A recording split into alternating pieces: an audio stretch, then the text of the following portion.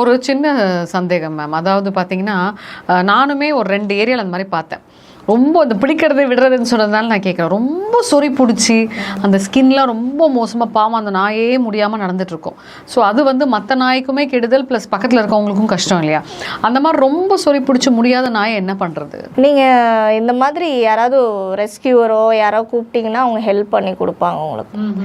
அதே மாதிரி நிறைய பேர் கேட்குறது என்னென்னா, இந்த குரங்கு வந்துடுது வீட்டில், நிறைய ஃபோன் வருது. இப்போது இங்கே சிட்டி உள்ளேயே குரங்கு வந்துடுதுங்க வீட்டுக்குன்னா, நீங்கள் ஃபாரஸ்ட் டிபார்ட்மெண்ட்டுக்கு கால் பண்ணலாம்.